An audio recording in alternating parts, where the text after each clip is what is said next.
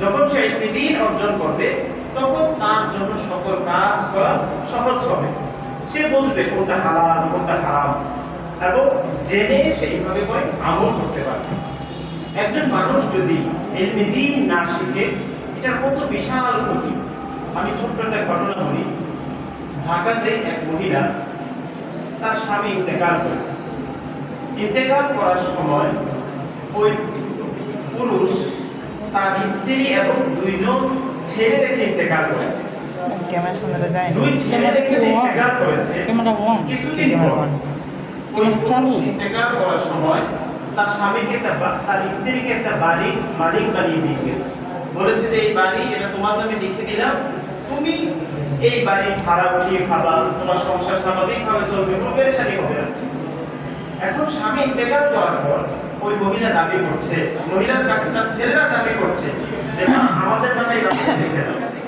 মা তখন বলল যে তোর বাবা আমাকে লিখে দিয়ে গিয়েছে, এটা আমি ভোগ করে যতদিন বেঁচে থাকি, যখন আমি ইন্তেকাল করবো মারা যাবো তখন তো তোরাই এটার মালিক হবে। সন্তানরা বললো যে না, তুমি এখনই এই বাড়ির মালিক আমাদেরকে বানিয়ে দিতে হবে। মা কোনোভাবেই রাজি হলেন না তাদেরকে ওই বাড়ির মালিক বানাবে। শেষ পর্যন্ত ওই সন্তানরা চিন্তা করলো যে কোনো মূল্যেই হোক আমাদের মায়ের কাছ থেকে এই বাড়ির মালিক আনা আমাদেরকে বুঝে দিতে হবে।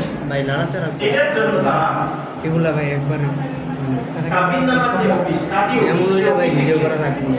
অফিসে যে কাজী সাহেবকে বলেছে ভিডিও কোয়ালিটি নষ্ট। তালাক নামার একটা যেমনি দিছেন সার্টিফিকেট আপনি তৈরি করে দেন।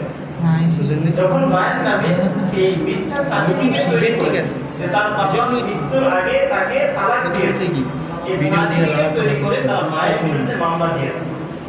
এখান থেকে আমাদের বোঝার বিষয় এই মহিলার সন্তান তাদেরকে দিন না শেখানোর কারণে আজকে মায়ের বিরুদ্ধে একটা ভিডিও এডিট করতে 3টা জিনিস লাগে। মায়ের একটা বাড়ির জন্য মায়ের সাথে কলঙ্ক লাগিয়ে দিচ্ছে। এটা কেন হয়েছে? ইলমে দ্বীন না শেখার কারণে। আজকে সকল পিতা মাতারা পেরেশান, আমার সন্তান কথা শুনে না, আমি একটা বলি সে আরেকটা করে, শুধু পেরেশান। এই পেরেশানি থেকে মুক্তির প্রধান পথ হলো নিজের সন্তানকে ইলমে দ্বীন শিক্ষা দেওয়া। যখন সন্তানকে ইলমে দ্বীন শিক্ষা দেওয়া হবে তখন সন্তান বুঝবে আমার পিতা মাতাকে সম্মান করতে হবে, আমার পিতা মাতাকে সালাম করতে হবে, পিতা মাতা আমাকে যা বলে সব কিছু শুনতে হবে। এটা কখন সে করবে? যখন পিতা মাতা তাকে ইলমে দ্বীন শিক্ষা দেবে।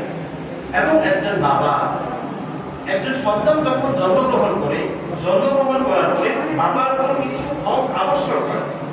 হকগুলোর মধ্যে তার সুন্দর একটা নাম রাখা, এবং এটাও একটা হক আছে তাকে ইলমে দ্বীন শিক্ষা দেওয়া। আজকাল দেখা যায় বাবা মারা সন্তানকে ইলমে দ্বীন শিক্ষা দেয়।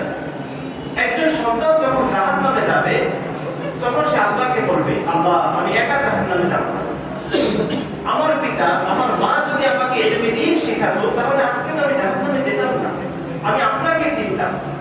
যেহেতু আমার পিতা মাতার কারণে আজকে আমি এই ইলমে দ্বীন থেকে বঞ্চিত হয়েছি, আমি যখন ছোট ছিলাম তখন তারা ইলমে দ্বীন আমাদেরকে শেখায়নি, তাই আমি আপনার কাছে আবেদন করছি আমি জাহান্নামে যাব, আমার সাথে আমার মা এবং বাবাকে নিয়ে আমি জাহান্নামে যাব। এটার জন্য